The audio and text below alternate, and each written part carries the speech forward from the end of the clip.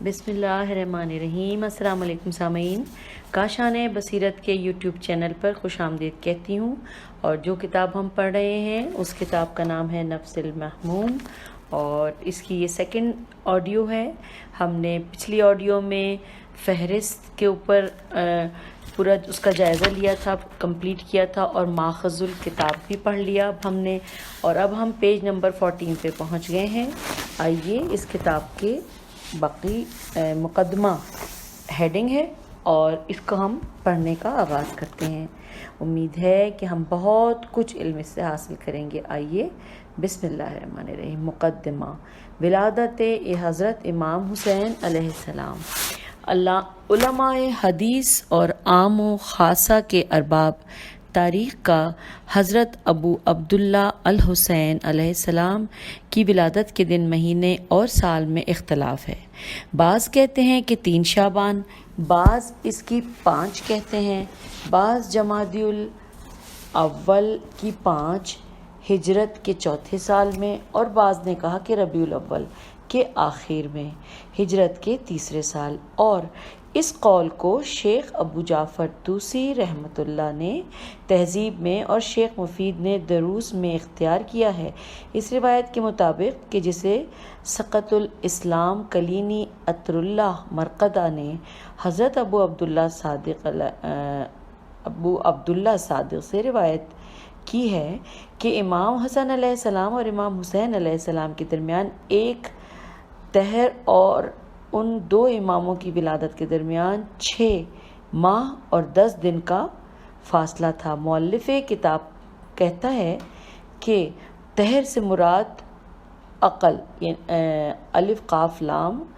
عقل تہر کی مدت ہے کہ جو 10 دن ہوتا ہے، اور امام حسن علیہ السلام کی ولادت 15 رمضان بدر کے سال یعنی ہجرت کے دوسرے سال میں ہوئی۔ اور یہ بھی ایک روایت میں آیا ہے کہ حسن و حسین علیہ السلام کی ولادت کے درمیان صرف ایک تہر تھا، اور امام حسین علیہ السلام کی مدت حمل 6 ماہ تھی۔ مناقب شہر آشوب میں کتاب انوار سے نقل کیا ہے کہ خداوند تبارک و تعالی نے پیغمبر اکرم صلی اللہ علیہ وآلہ وسلم کو امام حسین علیہ السلام کی حمل اور ولادت کی تہنیت و مبارکباد دی، اور ان کی شہادت و قتل ہونے کی تعزیت کہی۔ جناب فاطمہ سلام اللہ علیہ کو یہ معلوم ہوا اور ان پر گراں گزرا تو یہ آیت نازل ہوئی، سورہ احقاف کی آیت نمبر 15، جس کا ترجمہ ہے کہ عورتوں کا حمل عموماً 9 ماہ کا ہوتا ہے، اور کوئی بچہ حضرت عیسیٰ علیہ السلام اور امام حسین علیہ السلام کے علاوہ 6 ماہ میں پیدا نہیں ہوا۔ مؤلف کتاب کہتے ہیں کہ ہم قوی احتمال دیتے ہیں کہ افضل روایت حضرت یحییٰ اور امام حسین علیہ السلام کے بارے میں ہے، کیونکہ بہت سی چیزوں میں ایک دوسرے سے مشابہت رکھتے ہیں۔ من جملہ ان کے مدت حمل میں روایت میں ہے کہ حضرت یحییٰ علیہ السلام کی مدت حمل 6 ماہ تھی۔ باقی رہی حضرت عیسیٰ علیہ السلام کی مدت حمل، تو وہ بہت سی روایات کے مطابق 9 گھنٹے تھی، اور ہر ساعت و گھنٹہ 1 مہینے کے مقابلے میں اور اعتبار بھی اس سے مناسبت رکھتا ہے۔ صدوق رحمۃ اللہ اپنی سند کے ساتھ صفیہ بنت عبد المطلب سے روایت کرتے ہیں کہ جب حسین علیہ السلام اپنی والدہ گرامی کے بطن سے پیدا ہوئے تو میں ان کی والدہ کے پرستار اور دیکھ بھال کرتی تھی،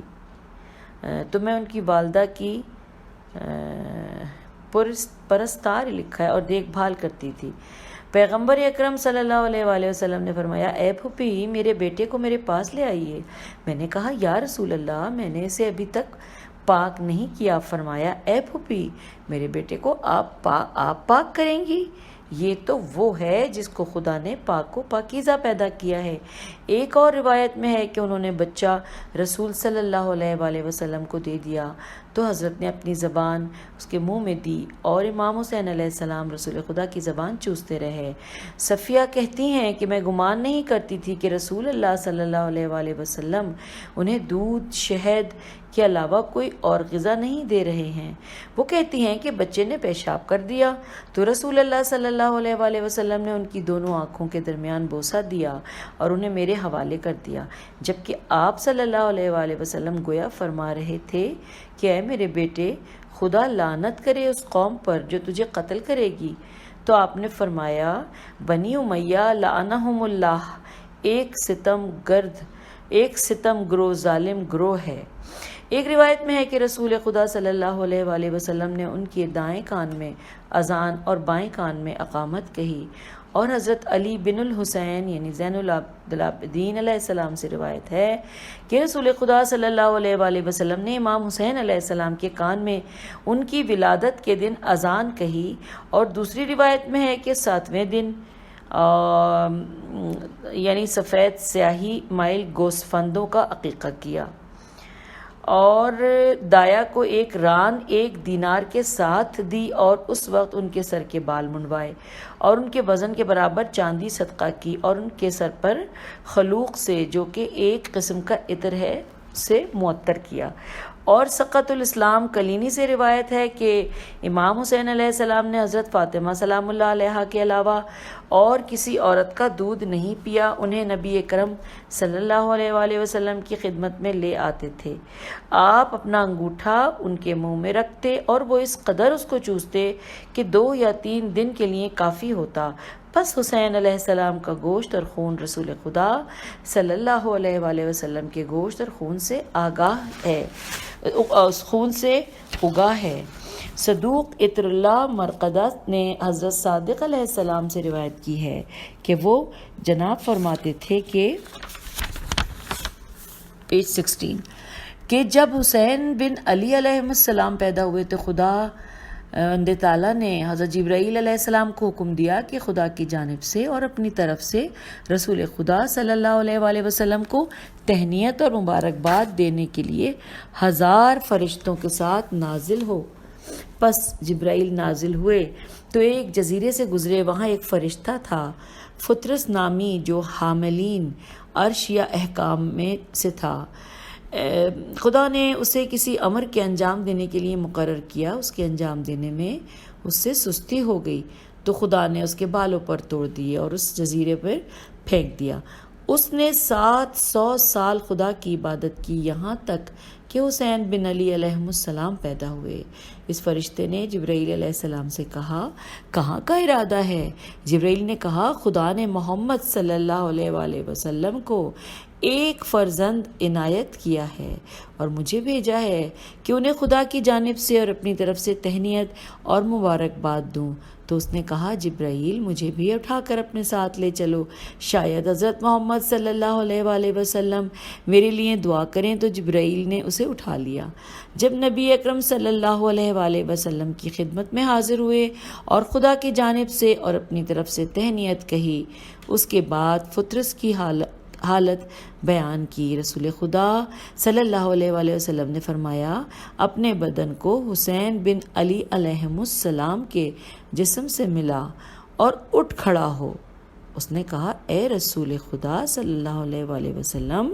آپ کی امت اس فرزند کو قتل کرے گی اور اس انعام و احسان کے مکافات و بدلہ مجھ پر واجب ہے، لہٰذا کوئی شخص آن جناب کی زیارت نہیں کرے گا مگر یہ کہ میں اسے آگاہ کروں گا، اور کوئی ان پر سلام نہیں کرے گا مگر یہ کہ میں ان کا سلام ان تک پہنچاؤں گا، اور کوئی شخص ان پر صلوات و درود یا نماز نہیں پڑھے گا مگر یہ کہ میں اسے آپ تک پہنچاؤں اور ابلاغ کروں گا۔ یہ کہہ کر اوپر چلا گیا، اور دوسری روایت میں ہے کہ اپنی جگہ اور ڈیوٹی پر عروج کیا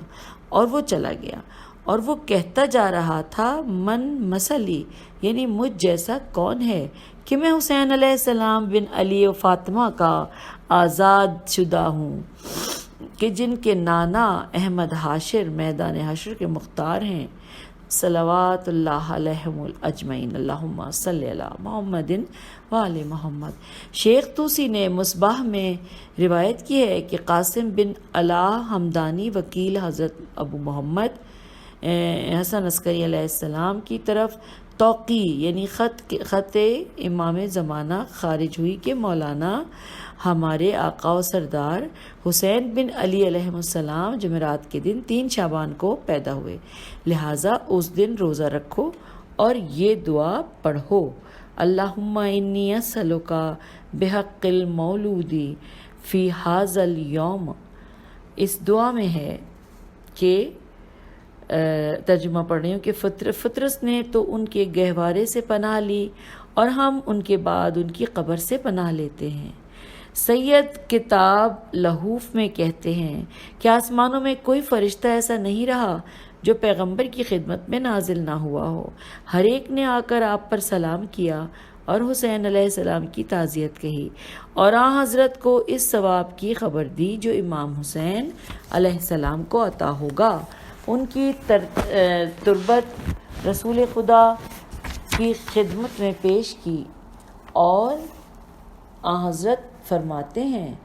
کہ خدایا جو حسین کا ساتھ چھوڑ دے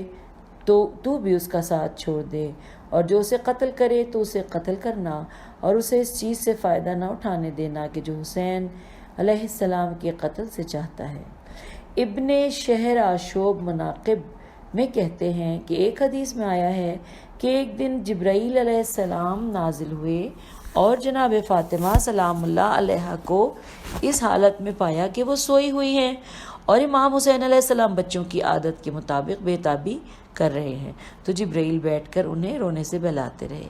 یہاں تک کہ ان کی والدہ بیدار ہوئیں اور رسول اللہ صلی اللہ علیہ وآلہ وسلم نے انہیں اس سے آگاہ کیا۔ سید بحرانی مدینۃ المعاجز میں روایت کرتے ہیں کہ شرجیل بن ابو عوف سے کہ اس نے کہا کہ جب امام حسین پیدا ہوئے تو فردوس اعلیٰ سے ایک فرشتہ نازل ہوا اور دریائے اعظم میں گیا اور آسمان و زمین کے اقطار و اطراف میں بلند آواز میں منادی کی کہ اے خدا کے بندوں، حزن و ملال کے لباس پہنو اور غم و اندوہ کا اظہار کرو، کیونکہ فاطمہ علیہ سلام اللہ علیہ کا فرزند دل بند مذبوح و مظلوم ہو گیا ہے۔ سامعین، یہ پیج 17 کا ہم نے مکمل کیا اور اب یہاں پہ اگلا پیج 18 سے پہلا باب شروع ہو رہا ہے، یعنی کہ جس کا عنوان ہے فضائل و مناقب۔ آئیے اس کو پڑھتے ہیں۔ امام حسین علیہ السلام کے فضائل و مناقب اور ان پر گریہ کرنے کے ثواب، انہیں قتل کرنے اور ان سے جنگ کرنے والوں پر لعنت کرنے کے بارے میں، اور ان اخبار و روایات کے بیان میں کہ جو آپ کی شہادت کے سلسلے میں وارد ہوئی ہیں، اور اس میں 2 فصلیں ہیں۔ آئیے ہم پہلی فصل کو پڑھتے ہیں، یعنی اس میں ہیڈنگ دی ہوئی ہے کہ مختصر مناقب آن حضرت علیہ السلام۔ آپ کے مناقب اس قدر ظاہر و مشہور ہیں کہ خاصہ اور عامہ میں سے کوئی بھی ان کا منکر نہیں ہو سکتا۔ ایسا کیوں نہ ہو جبکہ مجد و شرف نے آپ کو ہر طرف سے گھیر رکھا تھا۔ نسب کے لحاظ سے آپ کے نانا محمد مصطفیٰ صلی اللہ علیہ وآلہ وسلم، آپ کے والد علی مرتضیٰ، آپ کی نانی خدیجہ الکبریٰ اور آپ کی مادر گرامی فاطمۃ الزہرا سلام اللہ علیہا، اور آپ کے بھائی حسن مجتبیٰ اور آپ کے چچا جعفر طیار اور آپ کی اولاد ائمہ اطہار خاندان ہاشم میں سے منتخب و خیار تھے۔ اللہم صلی علی محمد وآل محمد۔ ہر ایک پر تیرا نور ظاہر ہے سوائے اس نابینا کے کہ جو چاند کو نہیں دیکھ سکتا۔ یہ ہم پیج 19 پہ پہنچ گئے ہیں سامعین، اور اب یہاں پہ لکھا ہے کہ زیارت ناحیہ مقدسہ میں امام اثر علیہ السلام آپ کے اوصاف شریفہ کے بارے میں فرماتے ہیں۔ ایک سائٹ پہ عربی لکھی ہے اور دوسری سائٹ پہ اس کا ترجمہ ہے۔ آئیے ہم ترجمے سے لطف اندوز ہوتے ہیں۔ ہم پڑھتے ہیں کہ اس میں کیا لکھا ہے۔ آپ جو کچھ ذمہ داریاں اپنے کندھے پر لیتے انہیں پورے طور پر پورا کرنے والے، پسندیدہ خصائل و عادات والے، جن کا کرم ظاہر تاریکیوں میں نماز ہر شب پڑھنے والے، جن کے راستے سیدھے تھے، جن کے عادات و اخلاق کریمانہ تھے، عظیم سبقت کرنے والے، جن کا نسب شریف اور حسب بلند تھا، بہت سے فضائل و مناقب کے مالک تھے، قابل تعریف عادات رکھتے تھے، بہت زیادہ مواہب و احسان کرنے والے، حلیم و بردبار اور ہدایت یافتہ، اللہ کی طرف لوٹنے والے، جو جواد و سخی تھے، بہت زیادہ علم رکھنے والے امام اور شہید تھے، بہت زیادہ آہیں بھرنے والے، بارگاہ الہی کی طرف رجوع کرنے والے، تمام کے محبوب ہونے کے باوجود صاحب مصیبت و دبدبہ تھے، رسول اکرم صلی اللہ علیہ وآلہ وسلم کے فرزند، قرآن کی حقانیت کی سند، امت اسلامی کے مددگار، اطاعت خدا میں مگن، عہد و میثاق کی محافظت کرنے والے، فاسق و فاجر لوگوں کے راستے سے الگ جو کچھ ان کے پاس ہوتا اسے راہ خدا میں خرچ کرنے والے، طویل رکوع و سجدے کرنے والے، دنیا سے اس طرح پرہیز کرتے جیسے اس سے کوچ کرنے والا کرتا ہے، دنیا کی طرف اس سے وحشت کرنے والوں کی نگاہ سے دیکھتے۔ مجھے اپنے آپ سے تعجب ہے کہ میں ایسے شخص کی تعریف کرنا چاہتا ہوں کہ کاغذ و دفتر جس میں ختم ہو گئے۔ پیج نمبر ہم اب 20 پہ آ گئے ہیں سامعین۔ کتاب فضل تیرا ادب، بحر کافی نیست کے ترکنی سر انگشت اور صفحہ بشماری۔ یہ جملہ جو ہے مجھے لگتا ہے پتہ نہیں فارسی زبان میں یہ کیا ہے، لیکن سامعین میں نے اپنی سی کوشش کر کے پڑھ لیا، غلطی ہو تو اللہ جانے۔ چلیں آگے چلتے ہیں۔ باقی رہی آپ کی شجاعت تو وہ اس طرح کی تھی کہ جب آپ نے عراق جانے کا قصد کیا تو عبید اللہ بن زیاد نے بہت سے لشکر آپ کے مقابلے کے لیے بھیجے، 30,000 100 رو پیادہ پے در پے آئے، یہاں تک کہ آپ کا محاصرہ کر لیا اور تمام اطراف و جوانب آپ پر بند کر دیے۔ باوجود اس کے بہت بڑی تعداد اور مکمل ہتھیاروں کے آپ سے چاہا کہ ابن زیاد کے حکم پر تنزل کریں اور یزید کی بیعت کر لیں، اور اگر انکار کیا تو پھر جنگ کے لیے آمادہ ہو جائیں کہ جو رگ حیات و حبل الورید کو قطع کر دے اور ارواح کو محل اعلیٰ تک پہنچائے اور اجساد کو خاک پر ڈال دے، تو آپ نے اپنے نانا اور باپ کی متابعت کی اور ذلت پر راضی نہ ہوئے اور حمیت و غیرت کا لوگوں کو درس دیا اور زیر خنجر موت کا انتخاب کیا۔ پس آپ خود، آپ کے بھائی اور اہل بیت جنگ کے لیے کھڑے ہوئے اور قتل ہونے کو یزید کی متابعت پر ترجیح دی، اور اس لعین و کمینے گروہ سے انہیں روک لیا اور ان پر تیر برسا اور اس لعین و کمینے گروہ نے انہیں روک لیا اور ان پر تیر برسانے شروع کر دیا، اور حسین علیہ السلام پر پہاڑ کی طرح اپنی جگہ پر قائم رہے، اور ان کے عزم و ارادے کو کوئی کمزور نہ کر سکا۔ ان کے پاؤں میدان جنگ میں پہاڑوں سے بھی مضبوط تھے، اور ان کا دل جنگ و قتال کی ہولناکی سے مضطرب نہیں ہوتا تھا، اور آپ کی قوم و ساتھیوں نے ابن زیاد کے لشکر کے بہت سے لوگوں کو قتل کیا اور موت سے ہمکنار کیا، اور کچھ کو زخمی کیا، اور ان میں سے کوئی بھی اس وقت تک قتل نہیں ہوا مگر یہ کہ ہجوم کرنے والوں میں سے بہت سوں کو قتل کیا اور پھر کہیں جا کر خود قتل ہوا، اور آن جناب شیر غضبناک کی مانند کسی پر حملہ نہیں کرتے تھے مگر یہ کہ ضرب شمشیر سے اس کا کام تمام کر دیتے تھے اور اسے فرش پر ڈھیر کر دیتے تھے۔ مورخین نے ایک شخص سے نقل کیا ہے کہ ایسا اس نے کہا، یعنی اب یہ اس کا ترجمہ میں بتا رہی ہوں، ایک لائن کی عربی ہے کہ یعنی میں نے نہیں دیکھا کوئی ایسا شخص جو تنہا رہ گیا اور مصیبت زدہ ہو کہ اس کے بیٹے اہل بیت اور یار و انصار قتل ہو چکے ہوں، اور پھر وہ اس وقت قلبی سکون اور اقدام کی جرت رکھتا ہو۔ نہ آپ سے پہلے میں نے کوئی دیکھا ہے اور آپ کی مانند، اور نہ آپ کے بعد۔ روایت ہے کہ آپ کی اور مدینے کے گورنر ولید کے درمیان ایک زمین کے سلسلے میں نزاع تھی۔ آپ پس آپ نے ہاتھ بڑھا کر ولید کا امامہ اس کے سر سے اتار کر اس کی گردن میں ڈال دیا۔ احتجاج میں محمد صائب سین الف حمزہ بے صائب سے روایت کی ہے کہ مروان بن حکم نے ایک دن امام حسین سے کہا کہ اگر تمہارا افتخار و اعزاز حضرت فاطمہ سلام اللہ علیہا سے نہ ہوتا تو ہم پر کیسے برتری و قابو پاتے آپ نے بڑھ کر اسے دبوچ لیا۔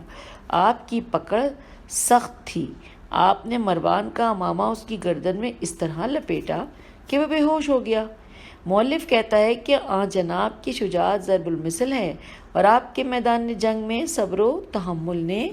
دوسروں کو عاجز و بے بس کر دیا، اور جنگ و مقاتلہ کرنے میں آپ کا مقام جنگ بدر میں رسول خدا صلی اللہ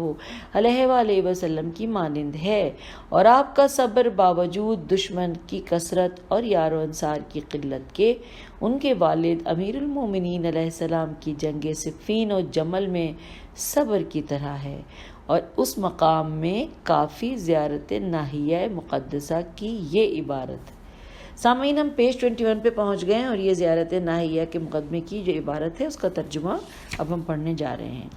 انہوں نے آپ سے جنگ کی ابتدا کی تو آپ نیزے اور تلواروں کے وار کے مقابلے میں ثابت قدم رہے، اور فساق و فجار سے لشکر کو پیس کے رکھ دیا، اور بلند ہونے والے غبار میں ذوالفقار کے ساتھ جنگ کرتے ہوئے گھس گئے۔ جب انہوں نے آپ کو مضبوط و ثابت قدم پایا کہ جس میں کوئی خوف و ڈر نہیں، تو انہوں نے آپ کے لیے مکر و فریب کے جال بچھا کے آپ سے اپنے دھوکہ و فریب اور برے طریقے سے جنگ کی۔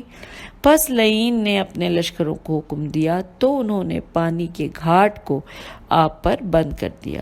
اور آپ کے مقابلے میں جنگ کی، اور میدان میں جلدی آنے کے لیے آپ کو پکارا، آپ کو تیروں اور نیزوں سے چھلنی کر دیا، آپ کی طرف ظلم کے ہاتھ بڑھائے، اور آپ سے کیے ہوئے عہد و پیمانوں کی رعایت نہ کی، اور نہ ہی آپ کے مقابلے میں آپ کے اولیاء کو قتل کرنے اور ان کے ساز و سامان کو لوٹنے میں گناہوں کا خیال کیا، اور آپ لشکروں کے گرد و غبار میں آگے بڑھے اور اذیتوں اور مصائب کو برداشت کرتے رہے۔ آپ کے صبر کو دیکھ کر آسمانوں کے فرشتوں کو تعجب ہوا۔ پس ان ظالموں نے ہر طرف سے آپ کو گھیر لیا اور زخموں سے آپ کو گھائل کر دیا، اور آپ کے درمیان حائل ہوئے، اور آپ کا کوئی ناصر و مددگار باقی نہ رہا، اور آپ اللہ کے حساب میں پیج 22 پر ہیں، اور ابھی ہم مختصر مناقب بھی پڑھ رہے ہیں۔ پچھلے پیج سے پھر جوڑتی ہوں۔ آپ اللہ کے حساب میں صبر کرتے ہوئے اپنے اہل حرم اور بچوں سے لشکر کو دور کر رہے تھے، یہاں تک کہ انہوں نے گھوڑوں سے اوندھا کر کے اتارا تو آپ زمین پر اس حالت میں زخمی ہو کر گر پڑے کہ گھوڑے آپ کو اپنے سینوں سے روند رہے تھے، اور سرکش و طاغی آپ پر تلوار تولے ہوئے تھے، جبکہ آپ کی پیشانی موت کے پسینے سے تر تھی، اور سکڑنے اور پھیلنے کی وجہ سے آپ کے دائیں اور بائیں میں فرق تھا۔ آپ کبھی حسرت بھری نگاہ سے اپنی قیام گاہ اور گھر کی طرف اپنی آنکھ پھیرتے تھے، جبکہ آپ اپنی آل اور اولاد اور اہل حرم کی نسبت اپنے آپ میں مشغول کر دیے گئے تھے۔ سامعین، یہ مناقب یہاں پہ ختم ہوا، چلیے آگے پڑھتے ہیں۔ باقی رہا آپ کے علوم تو معلوم رہے، اہل بیت علیہ السلام کے علوم تکرار کرنے اور درس پڑھنے اور پڑھانے پر موقوف نہیں تھے، اور ان کے آج کے علوم و کل کے علوم سے زیادہ نہیں تھے۔ وہ حضرات فکر و نظر اور قیاس و حدث سے حاصل نہیں کرتے تھے، ان کے معارف کا آسمان ہمارے ادراک کی دسترس سے ماورا ہے۔ جو شخص ان کے فضائل کو چھپانا چاہے تو وہ اس شخص کی مانند ہے کہ جو سورج کے چہرے پر پردہ ڈالنا چاہے۔ وہ عالم غیب کو شہادت میں دیکھتے ہیں اور معارف کے حقائق پر عبادت کی خلوتوں میں واقف ہوتے ہیں۔ اور واقع میں اس طرح ہیں کہ جس طرح ان کے اولیاء دوست ان کے بارے میں اعتقاد رکھتے ہیں، اور ان سے بھی زیادہ کسی شخص نے ان سے استفہاماً یا آزمائش کے طور پر کوئی سوال نہیں کیا کہ جس کا انہوں نے جواب نہ دیا، اور کبھی بھی وہ کسی کے جواب میں عاجز نہیں رہے۔ ان میں سے جس کسی کی حالت میں آپ تدبر اور اس کی گفتار میں تأمل کریں، اسے فضائل میں یگانہ و روزگار پائیں گے، اور مزہ یا خوبیوں اور مفاخر میں اکیلا نظر آئے گا۔ سابقین کے گزرے ہوئے فضائل کے لاحقین تصدیق کرتے ہیں، جب ان کے خطبہ بولنے لگیں تو دوسرے خاموش ہو جاتے ہیں، اور جب ان کا گفتگو کرنے والا کلام کرے تو دوسرے گوش با آواز ہوتے ہیں۔ ہر راہ رواں کی انتہا تک نہیں پہنچ سکتا، ہر راہ رواں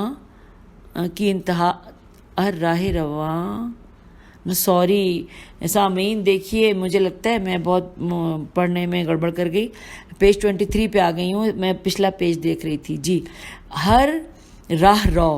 ان کی انتہا تک نہیں پہنچ سکتا، اور ان کے ہدف و مقصد تک